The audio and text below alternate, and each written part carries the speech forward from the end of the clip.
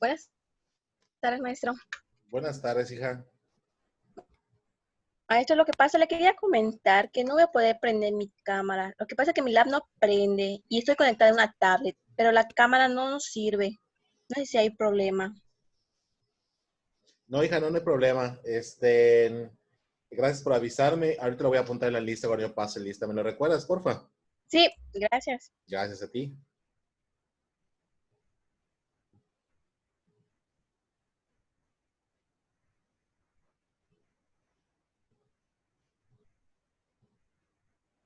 Buenas tardes, maestro. Buenas tardes, Cintia.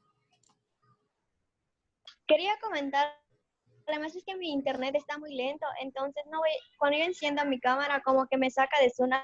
Así me pasaba con la clase anterior. Está bien, hija, no te preocupes. Maestro, buenas tardes. Buenas tardes. Soy Barbón. Tengo mi cámara apagada porque ya ve que me falla. No sé si hay algún problema. No, no hay problema. Gracias por avisarme. Gracias a usted, maestro. Maestro, buenas tardes. Disculpe una duda con las exposiciones. Sí. Hay que poner una introducción y conclusión en las diapositivas. Es portada, introducción, contenido. Les decía que si son 7 pasos, 7 diapositivas. Si son 4 pasos, 4 diapositivas. Si son el número de etapas, pasos o procedimientos. Y si son características, de alguna manera, por párrafo, si no me equivoco, habla acerca de una característica en particular. De hecho, creo que los tienen listados como A, B, C, D, las características, si no me equivoco. Y al final, pues una conclusión. Ok, gracias, maestro. De nada, Erika. Muy bien, vamos a comenzar el día de hoy. Por favor, me indican el último apunte de las fuentes del currículum. ¿Vimos sociocultural? Sí. Sí, profe. ¿Vimos psicopedagógico didáctico? Sí, también, pero creo que nos quedamos en la parte de la psicología, porque empezó a explicar las dos aparte y nos quedamos en esa. Correcto. Entonces, nos vamos a la parte de psicopedagogía, iniciando con el concepto de psicología. Sí. Gracias, Yaneli. Vamos a recordar entonces, psicopedagogía viene de 2 términos. ¿Alguien me recuerda esos 2 términos? ¿Participaciones? Yo. Sí, adelante. Es psicología y pedagogía. Correcto, hija. Muy bien. Yaneli. Ay, perdón, estoy en el B. Yaneli, muy bien, correcto, hija. Siguiente participación. ¿Alguien me puede decir cómo se definía psicología? Yo, maestro. Adelante. Psicología es la ciencia que estudia el comportamiento del individuo. Correcto. ¿Y etimológicamente alguien lo apuntó? Ese de psico que decía mente y logía de tratados, o sea, relativo a la mente. Correcto, lo relativo a estudiar la mente. Muy bien, Charito. Y siguiente apunte, ¿qué significaba pedagogía? Erika. Es la ciencia que estudia la metodología y las técnicas que se aplican a la enseñanza y a la educación. Muy bien, hija. ¿Cómo se definía etimológicamente pedagogía? Si no estoy mal. Sí. No, maestra. Charito. Ya participé otra. Gracias, Erika. Venía bueno, así me acuerdo, pues Pedro era niño, y igual era de un verbo que era guiar. Es paidos, niño, hago, guiar, conducir, y correlativo perteneciente a ciencia. Muy bien, Charito, hija. Hija, ¿estás bien? Te veo cansada. Tengo un muy fuerte dolor de cabeza, maestra. Está bien, hija. Si te sigues sintiendo mal, por mí no hay ningún problema. Te pongo a tu asistencia, hija. Si quieres refrescarte un poco toda la cabeza o algo por el estilo, también lo puedes ir a hacer, ¿vale? Gracias, maestra. Ahorita con el calor te aconsejo un paño de agua fresca en la frente más que nada. Siguiente, ¿cuál era el otro tercer término que yo le agregué al concepto de psicopedagogía?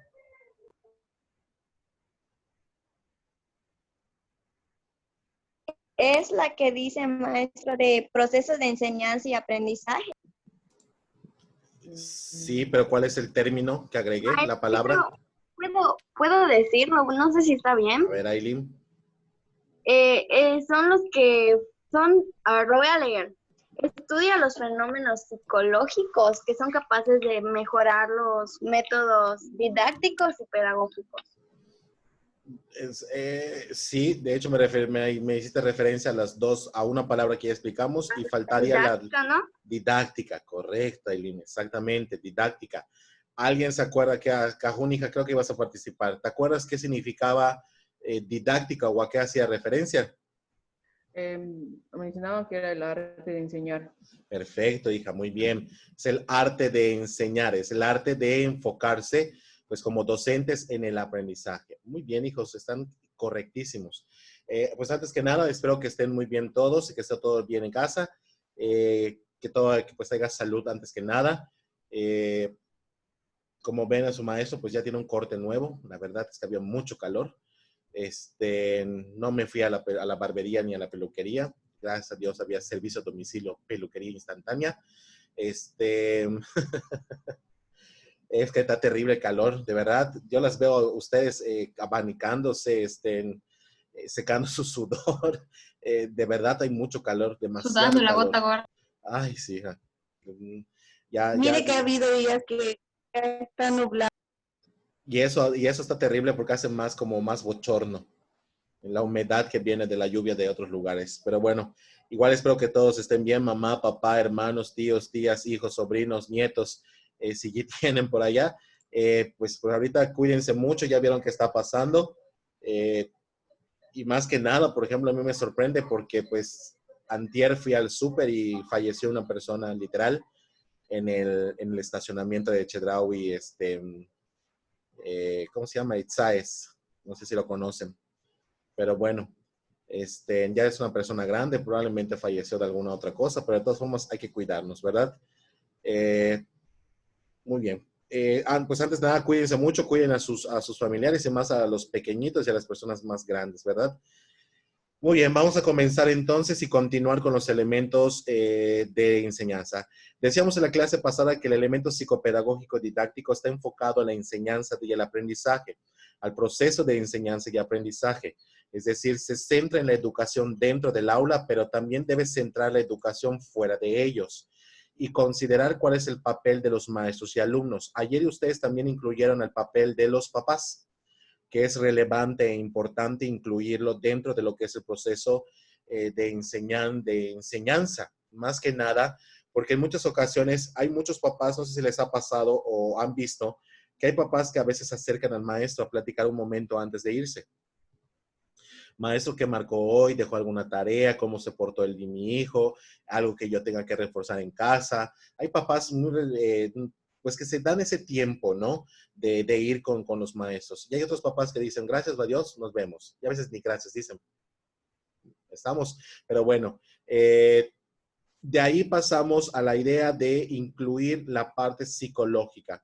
Hablábamos de la parte psicológica que es bueno de conocer las características de los educandos. Aquí me quedé en la clase anterior. Sí, maestro. No lo he explicado. ¿Te había explicado parte del psicológico? Sí, creo que se quedó, a ver, en el pensamiento, en proceso evolutivo, etapas del desarrollo humano a nivel físico, emocional y cognitivo. Correcto. Hablábamos en la clase pasada que, por ejemplo, la parte de psicológico es conocer cómo se desarrolla la mente humana y cómo se desarrolla lo que es la parte de la conducta humana para poder redirigir y evolucionar la parte física, emocional y cognitiva del estudiante. Es decir, de esta manera modificamos y reestructuramos al individuo. ¿Qué significa que la fuente de un currículum psicológica reestructure y modifique al individuo? Tan poderosos son los programas educativos para reestructurar y modificar a un individuo.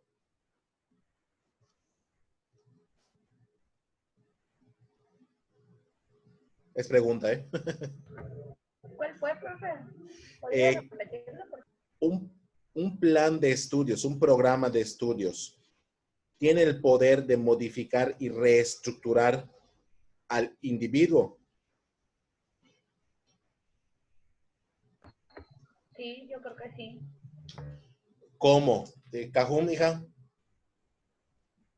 Pues yo considero que sí, maestro. Pues con los conocimientos que se le va adquiriendo el alumno, va modificando, puede ser su forma de ser, su manera de pensar. Si no tenía conocimiento del tema, pues ya va surgiendo el interés por querer aprender y por querer avanzar. Igual puede que no, porque el alumno a lo mejor no está hecho para eso. ¿En qué sentido? Que tenga otras necesidades. Y el plan, aunque sea muy bueno, no le va a ayudar porque tiene otros pensamientos. Correcto, y acabas de dar dos ejemplos muy buenos que ahorita voy a retomar. Sí, sí modifica idea, pensamiento, visión, valores, y también puede no afectarlo porque el alumno tiene pues otras necesidades inmediatas, ¿no? Muy bien, hija. Rosalinda. Bueno, yo iba a decir que quizá no como tal al alumno, así que haga un cambio en él, pero sí lo puede ayudar en el proceso de apoyarlo, como dice Cajún, en cuanto a sus valores, a la forma de pensar, quizás a la forma en la que va a aprender, porque pues recordemos que siempre tenemos que estar en constante cambio para actualizar a nuestro plan con los alumnos. Entonces, quizá no como tal al alumno, pero sí va a ayudarlo a quizá poner más atención, a quizá entender mejor los temas, pero que haya un cambio en él, no considero que no como tal. Ok. Entonces entiendo que puede ser parcial, ¿no? O sea, no un cambio total, pero sí puede haber uno parcial.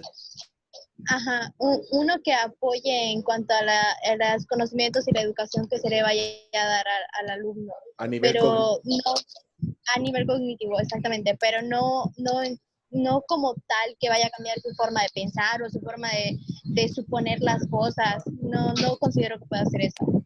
Ok, es válida tu oposición. Ahorita vamos a ver qué pasaría. Darani. Maestro, yo tengo una duda. En este caso, tendría que ver, por ejemplo, igual depende de los modelos que se incluyan. Por ejemplo, no sé, un modelo tradicional comparado con uno de constructivismo. Por ejemplo, creo que el tradicional solo se trata como que se basa en la memorización, o sea, como que lo ordena el docente. En cambio, ya el constructivista, pues ya es el alumno el que él mismo explora, o sea, por sí mismo desea aprender, ¿no? Correcto. Tendría que ver. Ok. Adelante, hija. No te estoy cortando. Te estoy diciendo que está bien. No quise cortar tu inspiración. No, era todo. Ok. Era todo. Tiene que ver mucho con el modelo educativo y pedagógico que básicamente tiene que desarrollar, ¿sí? De hecho, sí, está correcto. En muchas ocasiones, jóvenes, la educación reestructura y cambia a nivel cognitivo al estudiante. Un ejemplo de ello es, por ejemplo, las reglas. Yo cuando inicio un curso escolar, siempre yo le llamaba decálogo escolar. Un decálogo es un conjunto de 10 reglas. Posteriormente lo llamé normas de convivencia académica. ¿Por qué? Porque al fin y al cabo sirven para crear un acondicionamiento dentro del aula. A eso se le llama condicionamiento. A lo que Darani mencionaba, que es la parte de utilizar teorías de la enseñanza, como es el conductismo. En este caso es acondicionar la conducta y el comportamiento del estudiante para crear un ambiente de aprendizaje sano e idóneo, donde las relaciones entre ellos y entre los alumnos y el profesor y los alumnos sea sano. Eso es lo principal y es un ejemplo. No sé si, por ejemplo, de hecho, lo ideal sería comenzar con una serie de normas que se construyan dentro del aula. Ustedes me imagino que hay muchos maestros que todos los días, dicho, si hubiéramos estado en versión, de hecho, cuando iniciamos la primera sesión les dije, pues el uniforme, cámara prendidas, levantar la mano, llevar orden, estar presente, entre otras cuestiones. Con el tiempo, pues, el internet no nos ayuda, ¿verdad? Realmente veo, vuelvo a repetir, hay cámaras apagadas. Yo sé que hay muchas personas que en muchas ocasiones son responsables, que están poniendo atención, están apuntando. No los logro ver. Independientemente, eso se llama condicionamiento. La confianza que yo puedo tener de ustedes, de decirles, adelante, hija, no hay ningún problema. Eso ya depende del acondicionamiento que ustedes tengan, me doy a entender. De ser responsables por sí mismos. Pero bueno, es un ejemplo de larga distancia. Y también, por ejemplo, les pedí que se lo ubicaran en un lugar incómodo, que traten de no haber ruido, entre otras cuestiones. No sé si me doy a entender. Entonces, las normas de convivencia del primer día sirven para crear, reestructurar y para modificar la conducta del individuo a nivel cognitivo. Por eso se llama psicológico. Si hay un cambio y una transformación aquí arriba, el cuerpo, las acciones, la conducta va a ser completamente guiada por ese cambio. ¿Sí me doy a entender? ¿Alguna duda? Ok. De ahí partimos entonces que a nivel psicológico se incorporan conocimientos que se favorecen a través de las teorías de enseñanza, de aprendizaje. De hecho, yo le agregaría teorías de enseñanza porque son completamente diferentes. Y de aprendizaje. ¿Okay? Esta modificación conductual se va a hacer y va a estar presente siempre para que las personas puedan tener una forma adecuada de continuar. Un ejemplo, ¿alguna vez han visto mis instrucciones, los Words que les bajo o que descargan en la plataforma? ¿Alguien me puede decir dónde está la reestructuración y el cambio psicológico en mis instrucciones?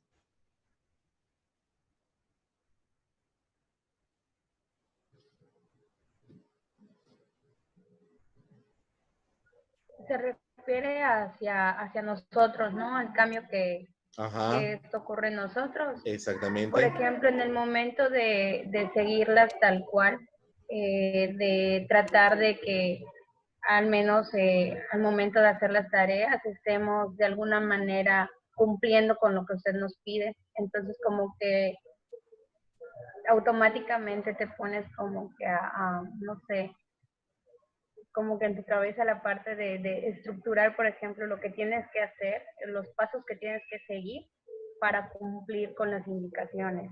Correcto. Ahí está la parte de que ustedes tengan la capacidad de seguir instrucciones paso por paso para poder realizar una serie de acciones. Es la parte psicológica. ¿Qué tan importante es en un currículum que el alumno pueda seguir los pasos, modelamientos de su profesor? Muy importante. Recuerden que ustedes van a ser el modelo de las personas que están dentro de esa institución. Si ustedes tienen una conducta adecuada, idónea, correcta, pues lo más seguro es que cree un ambiente adecuado, idóneo de comunicación, entre otras cuestiones. Vamos a ponerlo de esta manera. Díganme las conductas de un profesor, de algún profesor que hayan tenido, no en la licenciatura, tampoco me tienen que decir nombres. Las conductas de un profesor que los impactaron a nivel psicológico.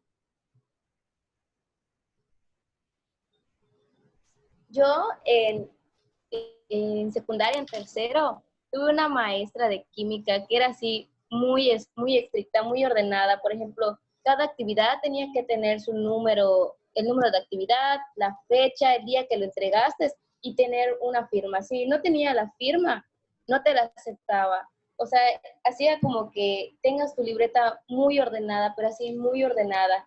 El tema, tu actividad, conclusión. Tema, actividad y tu conclusión.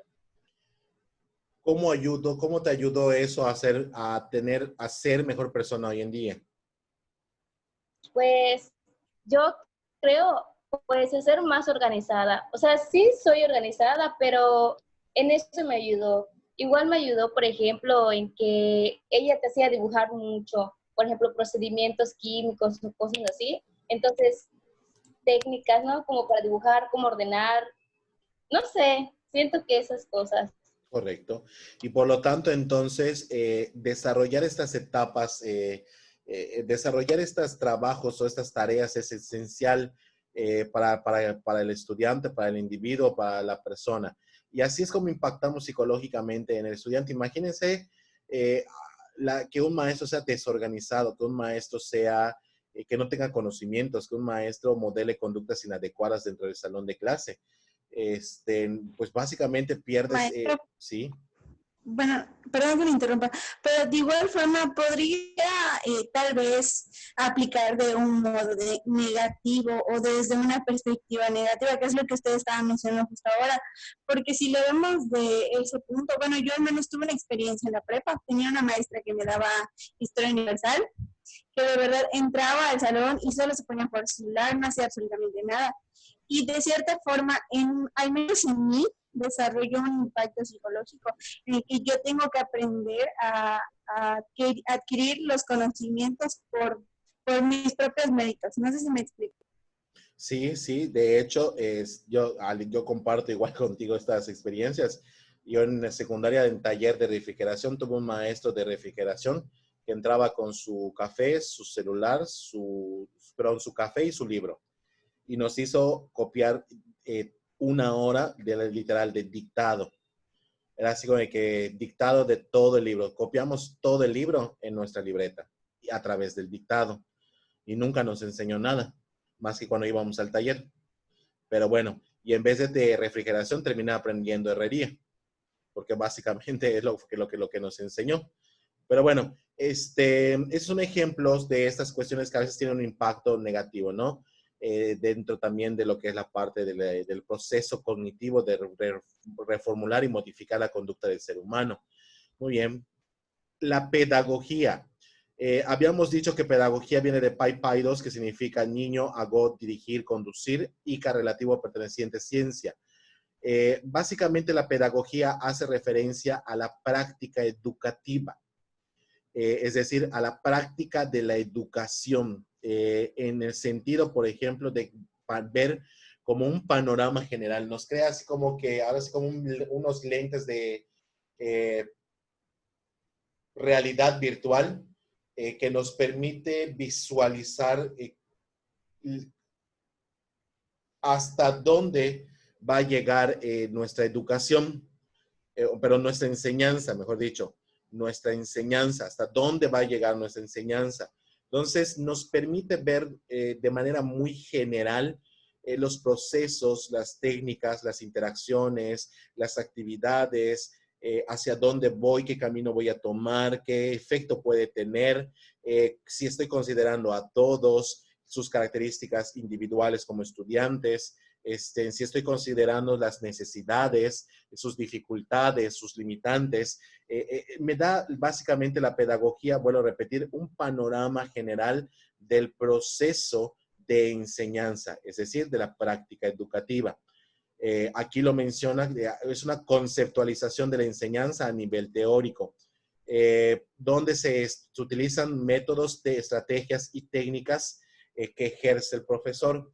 En clases anteriores a otros, no sé si les pregunté a ustedes, ¿es lo mismo técnica de enseñanza, estrategia de enseñanza y metodología de enseñanza? No. ¿Por qué? Ya que tienen una computadora frente a ustedes, investíguenlo. ¿A qué hace referencia técnica de enseñanza, estrategia de enseñanza y metodología de enseñanza? Porque la persona, creo que fue Araceli, si no me equivoco, la que dijo no, está en lo correcto. No, no son iguales. ¿A qué se referiría técnica de enseñanza primero?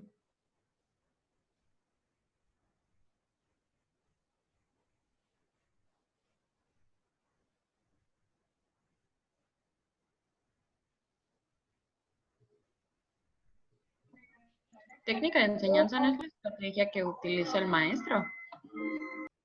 La técnica de enseñanza es la estrategia que utiliza el maestro. De hecho, pero un momentito, Darlene. La estrategia, hija, es de hecho diferente a una técnica, pero sí está relacionada cuando son un conjunto de técnicas. No sé si me di a entender. Ahorita voy a dar un ejemplo para que lo entiendan bien. Darani, Maestro. ¿quién hablaba? Yo hablé, pero primero habló mi compañera Darani. A ver, Darani, hija. Bueno, yo lo que tengo apuntado en la libreta es que las técnicas son los procedimientos, o sea, las actividades que van a realizar las personas y así se facilite el propósito. Correcto. O sea, es cómo se va a hacer.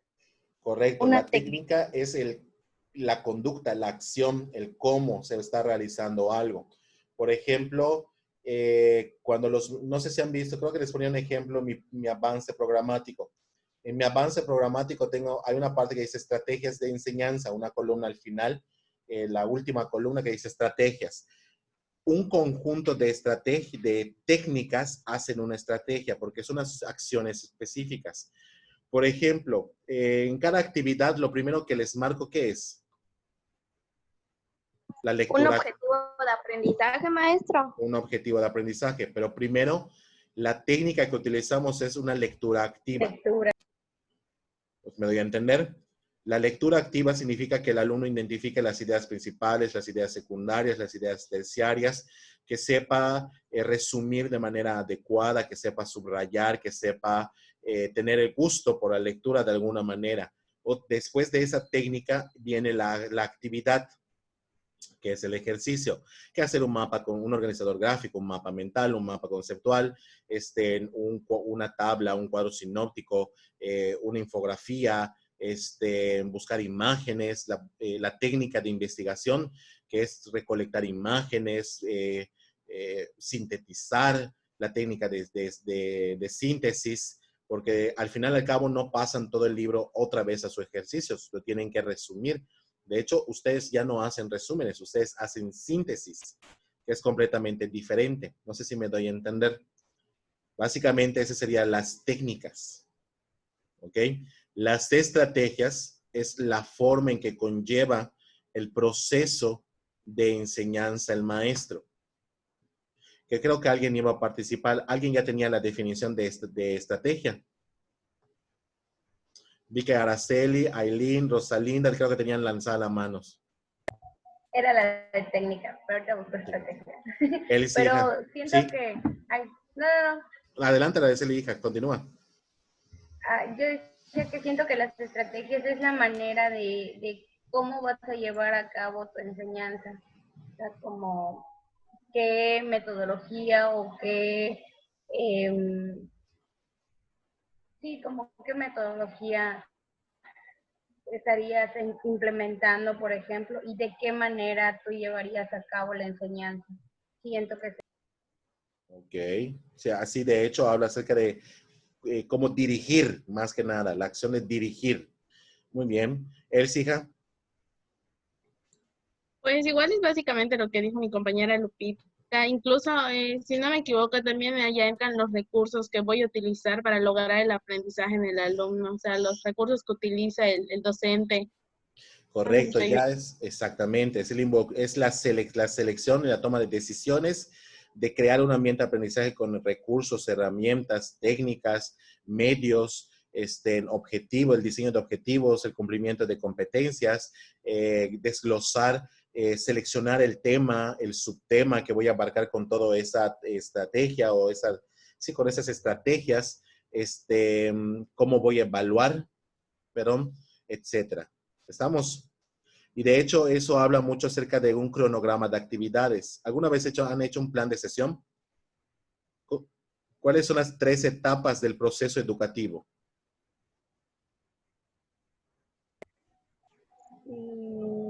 Inicio, desarrollo y cierre. Araceli, Naomi, ¿correcto?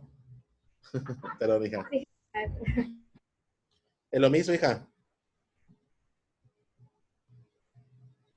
Perdón. Es correcto, inicio, desarrollo y cierre. Ese conjunto de conglomeraciones y decisiones que tomamos para crear el cronograma de actividades o las etapas del proceso de enseñanza, inicio, desarrollo y cierre, se denominan como estrategias. ¿Bien? Y hay que entender que, por ejemplo, una técnica puede servir como una estrategia de inicio, desarrollo y cierre. Por ejemplo, una lluvia de ideas al inicio, ¿para qué me sirve? ¿Cuál sería su propósito, Rosalinda? Para conocer qué tanto saben los alumnos del tema. O sea, saber de dónde voy a partir. Ajá, los conocimientos, qué es lo que ellos saben y de dónde puedo empezar a partir yo, si tengo que empezar desde antes o quizá ya empezar un poquito más porque ellos ya tienen ciertos conceptos. Correcto. En el desarrollo, ¿cuál sería el propósito de una lluvia de ideas durante el desarrollo? Gracias, Rosalinda. Saber. Permítame, hija, permítame que participen otras hijas. Gracias. Durante el desarrollo de mi clase, ¿para qué me serviría una lluvia de ideas? Charito, hija. Para ver si hasta dónde estoy, o sea, hasta dónde ya llegué a hablar, ya ellos ya tienen comprendido el tema. O sea, si puedo continuar o tengo que reforzar algo de lo que ya dije. Correcto, para verificar la comprensión y la adquisición del conocimiento. De hecho, hace falta algo más. ¿Vianey? Correcto, Charito. Bueno, yo lo utilizaría más como una parte diagnóstica para que yo conozca cómo está viendo mi alumno y qué tanto sabe del tema también. Entonces, la lluvia de ideas también se utiliza para que ellos como para abrir un conocimiento más amplio y saber qué es lo que conocen ellos. No sé si estoy bien. Ok.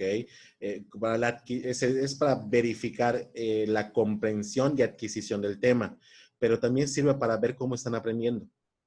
Porque no es lo mismo que yo les enseñe algo y que ellos lo aprendan como yo se los estoy enseñando, porque a veces los alumnos se hacen propios, los alumnos se apropian del conocimiento y lo adaptan de acuerdo a su nivel cognitivo. Entonces, para eso me sirve también para saber cómo ellos están aprendiendo lo que yo les estoy enseñando. Y si lo están aprendiendo de una manera, pues, idónea o de una manera excelente, ¿me doy a entender? Y finalmente, en un cierre, ¿cuál sería el propósito de una lluvia de ideas? Erika. ¿Podría ser un reforzador para el alumno? Correcto, como un reforzador, exactamente. Araceli. Yo iba a decir que para saber si se comprendió el tema. Para evaluar cuánto aprendió. Ahora sí, para medir cuánto aprendió. Correcto, como un reforzador para medir el aprendizaje de manera cuantitativa y cualitativa también. ¿Sí me doy a entender?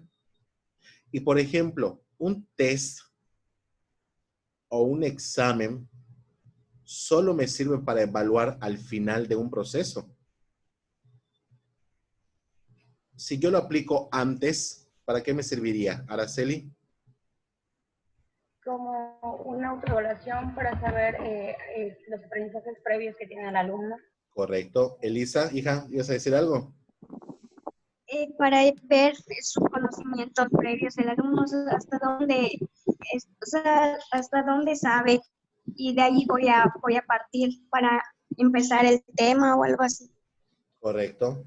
Si yo lo coloco, por ejemplo, Dianelli. Bueno, yo considero que a lo mejor no es solo también por la cuestión cuantitativa, de saber hasta cuánto sabe, sino también la calidad de lo que sabe. A ver, a lo mejor sí es necesario reforzarlo o ya partir de eso para hacer crecer el conocimiento.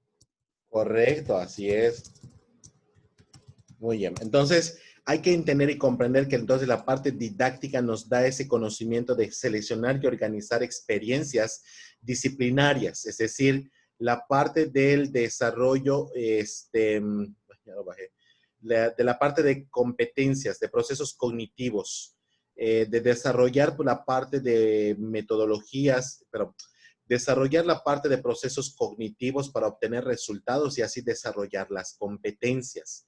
Si yo desarrollo planeaciones adecuadas, tomo decisiones adecuadas a las necesidades educativas de mis alumnos, a mi contexto, a mi sociedad, a mi cultura, y todo eso lo enfoco para crear procesos cognitivos que alcancen los objetivos y las competencias, pues soy un maestro magnífico, jóvenes. Literal, considérense un maestro magnífico si llegan ustedes a incluir, a involucrar, a considerar todos estos factores que dirigen su proceso que deberían dirigir su proceso de enseñanza y lo hacen más significativo para el alumno. En la clase anterior les preguntaba, por ejemplo, a los estudiantes, o les decía, no me acuerdo si a ustedes o a otras personas, ¿de qué me sirve que, por ejemplo, sepa que Hernán Cortés es el conquistador de México? ¿Cuál sería la utilidad práctica en una sociedad, en una cultura, entre amigos, entre familiares, entre hermanos, pues, profesionalmente, que yo sepa que Hernán Cortés conquistó México?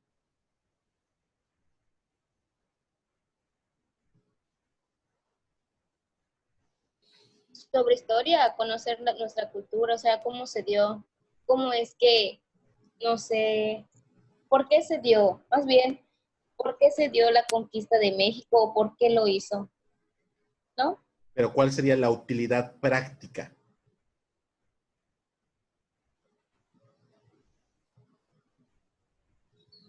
La utilidad real de que yo sepa que Hernán Cortés conquistó México. Erika y después Yaneli.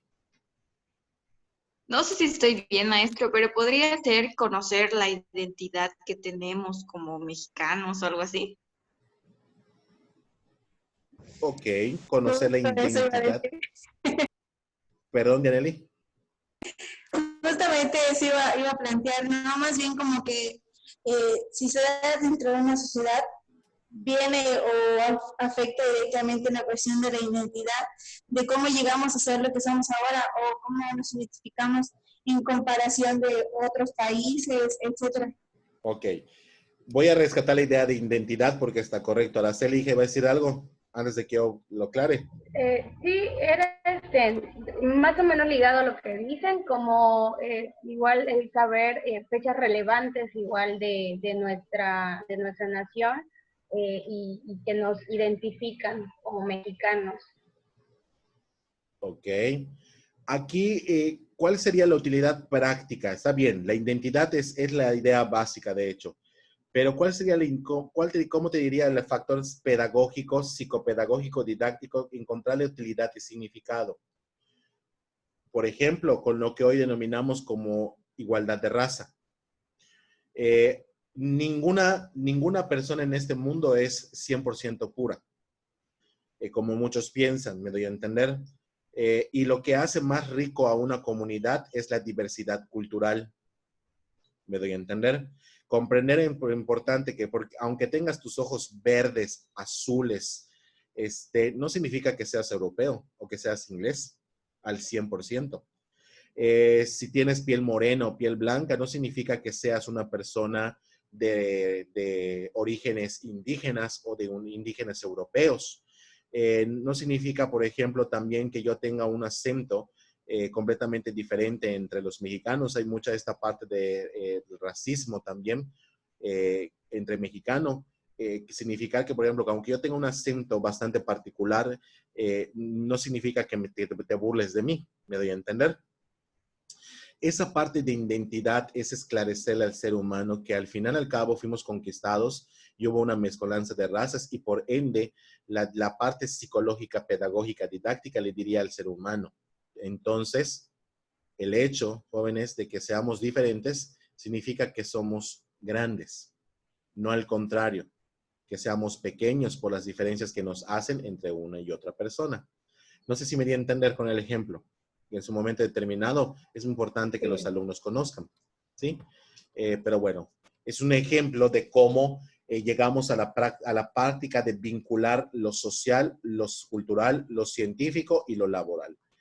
Y la parte didáctica, que de hecho no está acá, antes de que yo continúe, la parte didáctica haría referencia, por ejemplo, a todo lo que es el proceso de empatía, de valores, lo que el maestro debería ser. El maestro es un artista, literal. El maestro construye, edifica, reestructura, modifica a nivel cognitivo a los estudiantes, y eso tiene un efecto en su conducta de los estudiantes. Cuando hablo de artista, hago referencia a que el maestro, por ejemplo, impulsa valores, ideas, pensamientos, visiones,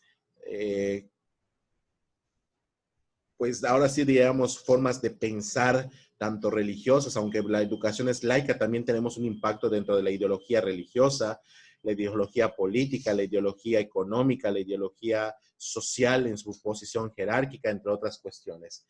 No sé si me doy a entender la parte de la didáctica. Imagínense a un maestro que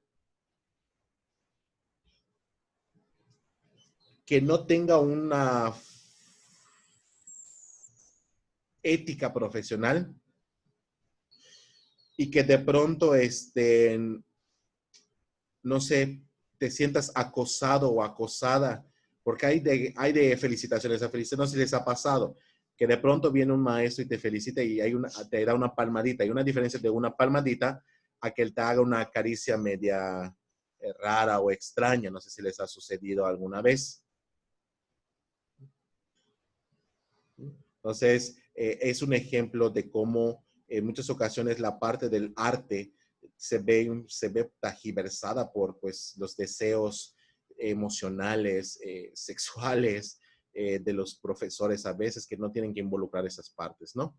Hay que ser artistas con ética, con profesionalismo, con moralidad, y nuestro trabajo siempre va a ser reconocido de esa manera, ¿sí?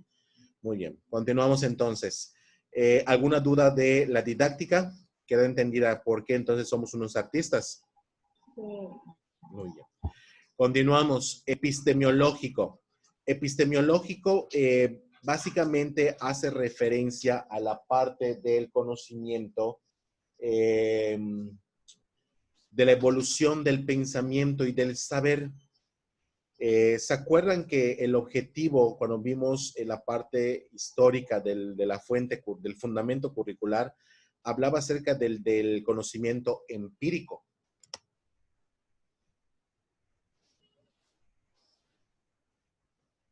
¿Se acuerdan? Sí, profe. Que era desarrollar los conocimientos mediante experiencias. Correcto. De los y desarrollar el conocimiento inductivo y deductivo. Inductivo es ir de lo particular, de lo particular a lo general. Y deductivo es ir de lo general para lo particular. Pues básicamente es lo mismo esta parte de la epistemología. Es desarrollar, evolucionar, cambiar, transformar, pero aún mucho más importante de la epistemología es trascender el conocimiento. ¿Qué significaría? ¿Han visto la película de Trascender? ¿Alguien me quiere dar la idea esencial de esa película? ¿Que fue conservar qué?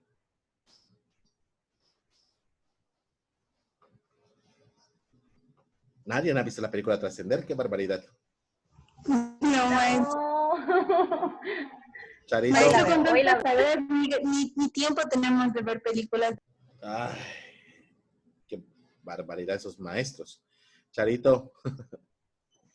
No, maestro, yo nunca he visto la película de Trascender, pero la propia palabra indica que es ir más allá de lo que incluso tú te tienes estipulado, o sea, o ir más allá, alcanzar las metas, ¿no? Correcto, hija, así es. Es trascender, ir más allá, que no solo se quedara que no solo se queda aquí, en la cabeza. Trascender el conocimiento o la parte del saber es que básicamente se convierte en algo positivo para el individuo y para la sociedad. No sé si me doy a entender. ¿Sí? Por eso habla mucho en los siguientes párrafos, por ejemplo, habla acerca de que por eso se deben seleccionar y organizar las experiencias disciplinarias o los contenidos o los cuerpos disciplinarios de un currículum. Ustedes ya hicieron, ¿se acuerdan que nosotros ya definimos un tema de taller? Entonces, a partir de ese tema, colocamos unidades de 4 a 5 unidades temáticas, ¿se acuerdan? Y les pusimos nombres. Eso significaría entonces que ustedes ya crearon el cuerpo disciplinario de un taller. Lo único que tienen que ahora hacer es ir desglosándolo y detallándolo de una manera tan perfecta, tan esencial, tan sistematizada, que le permitan a la persona que tome su taller desarrollar todas las competencias necesarias para que se convierta en un profesional de excelencia o se convierta en un alumno capacitado con competencias que le permitan cumplir exitosamente un grado o un nivel educativo. ¿Sí? De ahí entonces implica, el conocimiento implica, por ejemplo, desarrollar el saber saber y el saber hacer. Eso significaría trascender el pensamiento, que se desarrolle el saber saber y el saber hacer de manera específica. Que yo le diga, a ver, ¿por qué es importante que conozcamos a Hernán Cortés? Allá vimos sus viajes, que creó el puerto de Veracruz, que visitó y que salió y que conquistó Chichén Itzá, ¿cómo se llama esta ciudad? Tenochtitlán, en 1522, ya lo vimos. Ahora, ¿para qué te va a servir? Pues entender, por ejemplo, en primer lugar, que debajo de tu ciudad, en la Ciudad de México, hay restos que todavía son de una ciudad prehispánica. En segundo lugar, entender que, pues, obviamente, tienes que aprender a conservar esa parte, porque hay muchas personas, no sé si saben que en muchas ocasiones entran personas a robar o a vandalizar las zonas arqueológicas en el Estado de México y en la Ciudad de México. De hecho, a veces grafitean las estatuas o las escalinatas de los templos o de los descubrimientos arqueológicos. Entonces, eso es lo que te enseñaría la educación de trascender, de saber y saber hacer, de conservar, impulsar y cuidar tus vestigios arqueológicos, ¿no? Porque son partes de tu identidad, es un ejemplo. Por lo tanto, entonces, tiene que haber una epistemología y un profesionalismo. Es decir, tengo que generar un saber para poder un saber hacer, es decir, la parte profesional.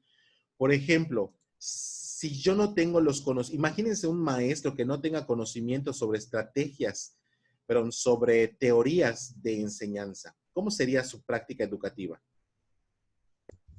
Creo que no tendría como que un seguimiento o no tendría una coherencia de lo que está realizando, porque de cierta forma no tendría quizás una guía para dar su clase o algo así.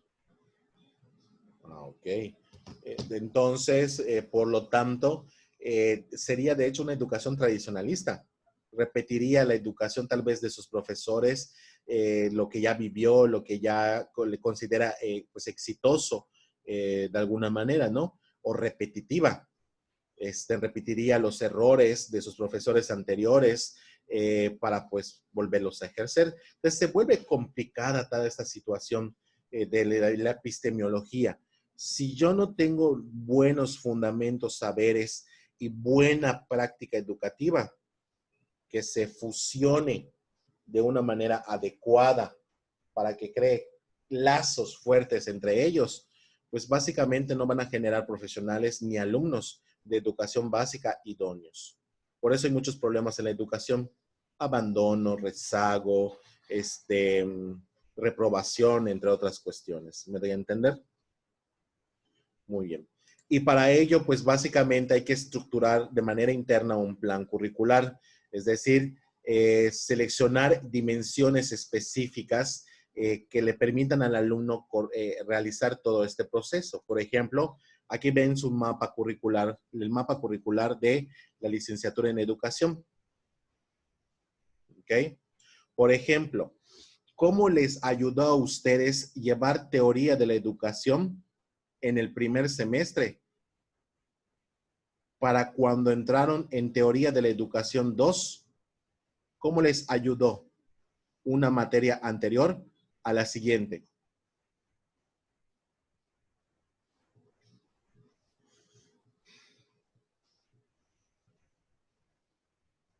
¿Alguien? Voy a repetir la pregunta. Por ejemplo, ¿cómo ayuda a una materia antecesora a la siguiente materia? Aquí tenemos, por ejemplo, el plan de estudios. Araceli, después Charito. Pues considero que ya no entras con un conocimiento nulo, sino que ya hay un conocimiento previo y por lo consiguiente te es un poquito más fácil la comprensión del siguiente nivel de esta asignatura. Ok. Te quería dar una base, una facilitación de adquisición de conocimiento. Charito y después Elisa. Igual te ayuda, bueno, yo siento que se hace de esta forma porque los contenidos son muy extensos. Entonces, en un solo periodo de tiempo no lo podrían alcanzar, considero. Entonces, al separarlos, ayuda al alumno a tener todos los conocimientos, pero tampoco que sea de una forma como de que han chocado, o sea, que puedan tener ellos incluso un proceso de aprendizaje y puedan tener un significativo. Y también, como mencionaba Araceli, que puedas tú tener una base para ya subir un poquito de nivel, o sea, que va de lo más simple quizá a lo un poco más complicado. Correcto, hija. ¿Y Elisa? Bueno, yo pienso que es, como habían dicho mis compañeras, es como que un seguimiento a lo que ya habíamos visto, como que va de lo más sencillo a lo más complicado y por eso se sigue se sigue viendo esa misma materia porque es como que un seguimiento a lo que ya habíamos visto, pero un poquito más complejo. Ok, muy bien. Y de hecho vamos a ver básicamente entonces que la epistemología entonces hace referencia a esta parte de reforzar el saber para poder impactar en el saber hacer.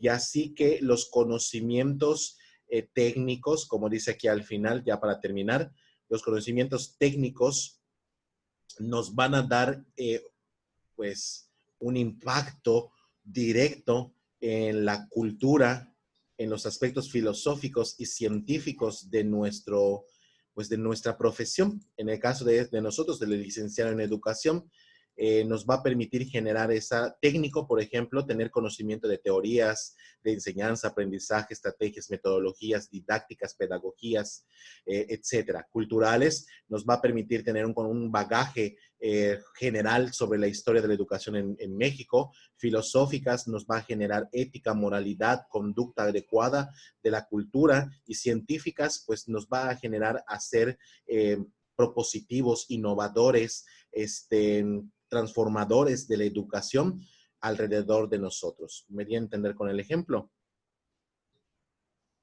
Muy bien. Voy a pasar lista para que ya podamos terminar. Eric Gabriel. Presente, profe. Isamar del Socorro. Isamar. Presente, profe. Vanessa Saraí. Presente. Cintia Lisset. Presente. Aileen de Rosario. Presente, maestro. Andrea Beatriz. Presente. Edith Nazaria. Presente. María de los Ángeles. Presente, maestro. Jessie Aimé. Presente. Patricia Gabriela. Karina Mariana. Presente, maestro. Alejandro. Mario Alejandro. Profe, es el caso que le comenté sí. por WhatsApp. Sí, hija. Natalia Guadalupe. Natalia Guadalupe.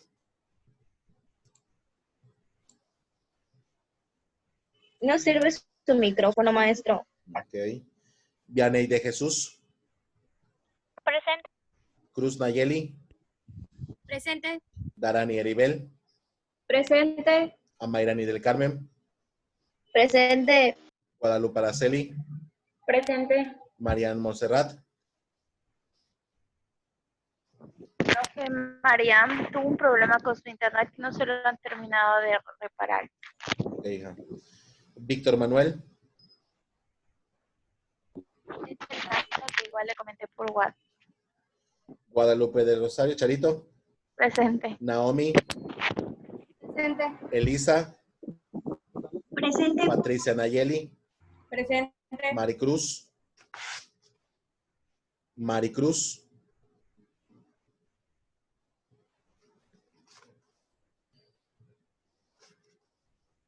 Claudio Guadalupe. Presente. Teresa Candelaria. Presente. Natalia Irene. Profe. Sí. Presente. Maricruz ya está en la clase. No sé si le puso asistencia. Creo que no sirve su micrófono, pero sí está. Ok. Por favor, recuerden que les digan que digan presente en el chat, por favor. Gracias. Elisa Guadalajara Susana. Elisa Susana. Presente. Julia Alejandra. Presente. Elsie. Presente. Rosalinda. Presente. Erika. Presente. Yaneli. Maestro, Dianelli me dijo que le sacó la aplicación y no lo dejaba ingresar otra vez. Ok, gracias, lo apunté. Alejandrina Jacqueline. Presente, maestro. Y Fátima Araceli. Presente. ¿Alguna duda, pregunta, observación pendiente de algo? Maestro, creo que Patti la sacó la aplicación porque vi que puso en el chat que le está fallando, creo que el internet. Ah, sí, Patricia cierto. Chablé. Chablé, Patricia. Ok, ya lo apunté, hija. Listo. Gracias. ¿Alguien más? Muy bien, hijos. Tengan muy bonito día. Cuídense mucho. Nos estamos viendo el viernes. Por favor, conéctense. Obligatorio. Todos. No unos cuantos. ¿Estamos? Muy bien. Nos vemos. Sí, profe. Maestro. Hasta luego, maestro.